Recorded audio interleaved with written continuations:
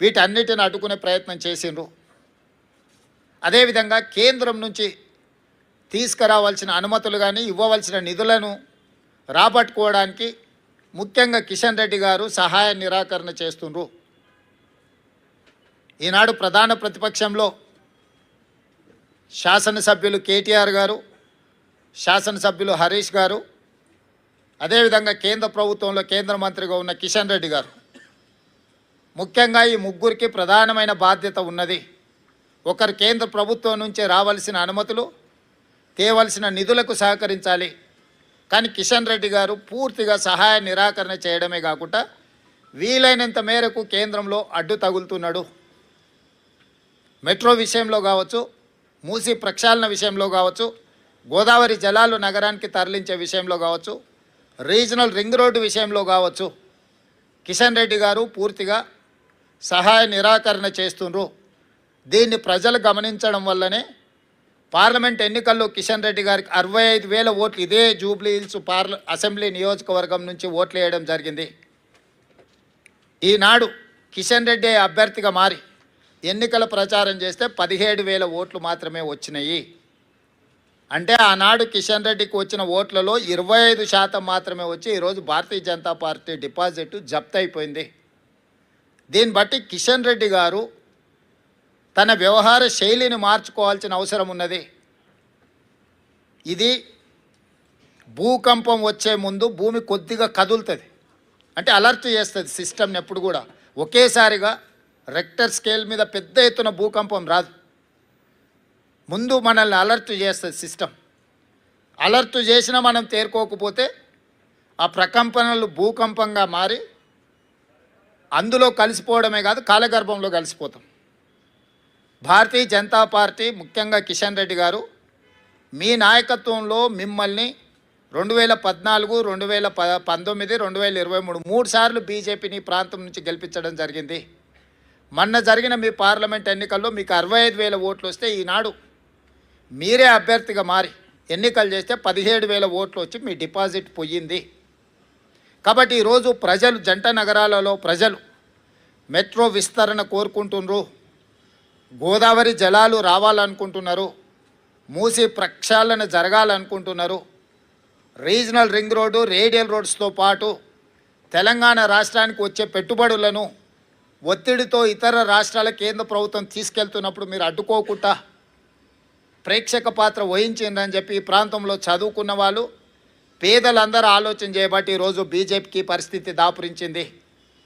ఈ ఫలితాల తర్వాత కిషన్ రెడ్డి గారు తన వ్యవహార శైలిని మార్చుకొని తెలంగాణ రాష్ట్ర ప్రభుత్వంతో సహకరించి తెలంగాణ ప్రజల యొక్క అభివృద్ధి, ముఖ్యంగా ఈ మహానగర అభివృద్ధి కోసం సహకరించాల్సిందిగా వారికి విజ్ఞప్తి చేస్తున్నా. ఇది భూకంపం ముందు జరిగిన చిన్న ప్రకంపన మాత్రమే భారతీయ జనతా పార్టీకి. ఈ ఇండికేషన్ కిషన్ రెడ్డి గారు అర్థం చేసుకుంటే భవిష్యత్తులో వారి యొక్క రాజకీయ పరిస్థితి కాస్తైనా మెరుగ్గా ఉంటుంది. కాబట్టి వారు ఈ ఫలితాలను విశ్లేషించుకొని ముందుకు రావాల్సిందిగా. కాంగ్రెస్ పార్టీ ఎన్నికలు వచ్చినప్పుడే రాజకీయాలు మాట్లాడుతుంది, మిగతా సమయంలో రాజకీయాల జోలికి వెళ్ళాం, రాజకీయ విమర్శలు చేయము. సంక్షేమము, అభివృద్ధిని 2 కళ్ళలాగా భావించి ముందుకు వెళ్ళాలనుకుంటున్నాము. కిషన్ రెడ్డి గారు, తెలంగాణ రాష్ట్ర ముఖ్యమంత్రిగా మిమ్మల్ని సాదరంగా ఆహ్వానిస్తున్న సచివాలయానికి రండి. కేంద్రంలో మన పెండింగ్ ఉన్న ప్రాజెక్టుల విషయంలో మనం చర్చించుకుందాం. మేము ఎన్నిసార్లు మీటింగ్ పెట్టినా రాలేదు. నేను మా ఉప ముఖ్యమంత్రి గారికి సూచన చేసి ఢిల్లీలో కూడా పెడితే కిషన్ రెడ్డి గారు రాలేదు. ఇప్పుడు మళ్ళీ డిసెంబర్ 1 నుంచి పార్లమెంట్ సమావేశాలు రాబోతున్నాయి కాబట్టి ఉప ముఖ్యమంత్రి గారికి నేను వేదిక మీద నుంచి సూచన చేస్తున్నా.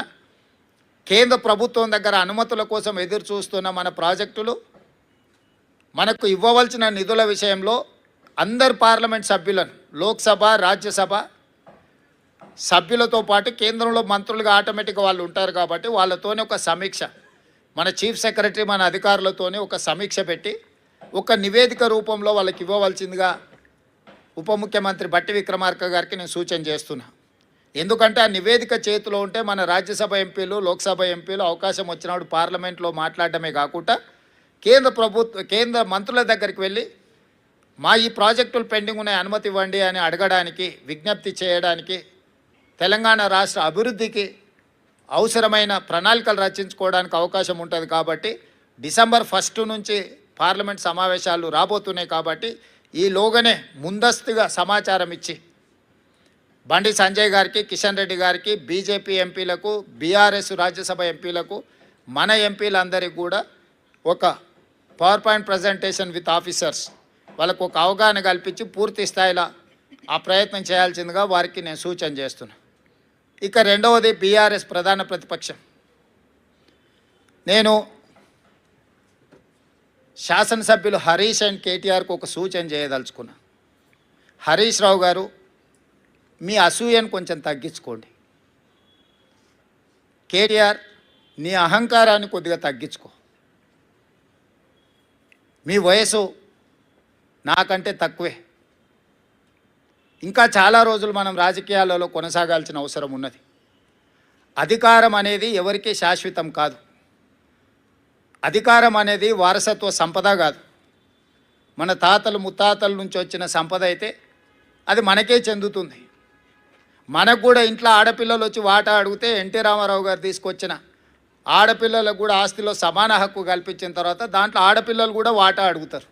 అది కూడా పూర్తిగా మనకు రాదు.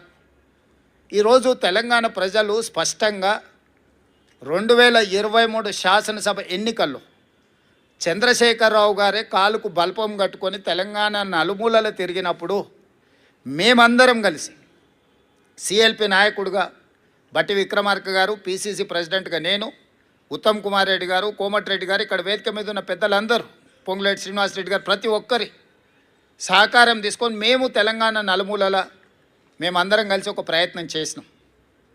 ప్రజలు స్పష్టమైన తీర్పిచ్చి 65 సీట్లు మాకు, మా పక్షాలకు, అదేవిధంగా 39 సీట్లు మీకు ఇవ్వడం జరిగింది. 39.5% ఓట్లు మాకిస్తే 37% ఓట్లు మీకు ఇచ్చారు. 8 సీట్లు బీజేపీకి ఇచ్చారు, 7 సీట్లు ఎంఐఎంకి ఇచ్చారు. ఇదొక ప్రణాళిక. సరిగ్గా 6 నెలలు తిరిగే లోపల పార్లమెంట్ ఎన్నికలు జరిగినాయి. పార్లమెంట్ ఎన్నికల్లో మా 39.5% ఓటు కాస్త 41%కి పెరిగింది. 8 పార్లమెంట్ సీట్లు మాకు ఇచ్చిండ్రు. 35% ఓట్లతోటి 8 పార్లమెంట్ సీట్లు బీజేపీకి ఇచ్చిండ్రు, 1 సీటు ఎంఐఎంకి ఇచ్చిండ్రు. అంటే అసెంబ్లీ నుంచి పార్లమెంటు ఎన్నికలు వచ్చినప్పుడు మాకు ఆ రోజు 65 అసెంబ్లీ సీట్లలో మెజారిటీ ఇచ్చారు. 8 పార్లమెంట్లు గెలిచినా స్పష్టంగా 65 అసెంబ్లీ సీట్లలో కాంగ్రెస్ పార్టీకి అబ్సల్యూట్ మెజారిటీ వచ్చింది. అంతకుముందు మా సింబల్ మీద గెలిచింది 64, అలయన్స్తో గెలిచింది 1 సీటు. కానీ మా సింబల్ మీదనే 119 అసెంబ్లీలలోనే మెజారిటీ లెక్కేస్తే 65 సీట్లలో అబ్సల్యూట్ మెజారిటీ పార్లమెంట్ ఎన్నికల్లో కాంగ్రెస్ పార్టీకి ఇచ్చిండ్రు.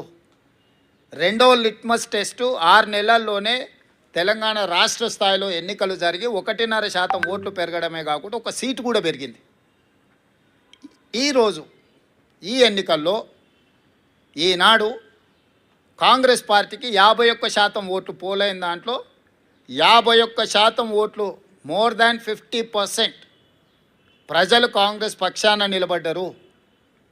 ఈరోజు బీఆర్ఎస్కు 38%, బీజేపీకి 8% ఇచ్చి బీఆర్ఎస్ బీజేపీ కలిసిన అంతకంటే అధిక శాతం ఓట్లు ఇచ్చి కాంగ్రెస్ పార్టీకి ప్రజలు అండగా నిలబడి మా ప్రభుత్వాన్ని Young developers can't clearly differentiate between data science, machine learning,